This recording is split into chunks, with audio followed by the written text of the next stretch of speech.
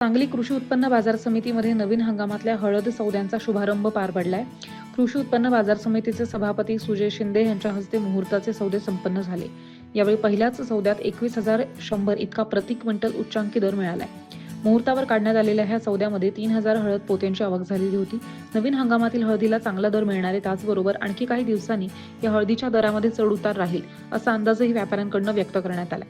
तर कृषी उत्पन्न बाजार समितीमध्ये हळदीला चांगला दर मिळत असल्याने शेतकऱ्यांनी आपली हळद विक्रीसाठी आणावी असं आवाहन सुद्धा सभापती शिंदे यांनी यावेळी केले।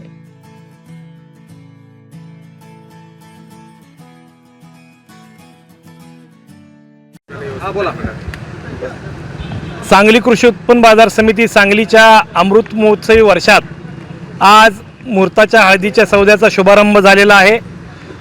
जिल्ह्याचे मदत पुनर्वसन अधिकारी पोटे साहेब, त्याचबरोबर DDR आदरणीय सुरवसे साहेब यांच्या शुभ हस्ते आज इथं शुभारंभ झालेला आहे। 3,000 पोत्यांची आज नवीन हळदीची आवक या सांगली कृषी उत्पन्न बाजार समितीच्या आवारामध्ये झालेली आहे।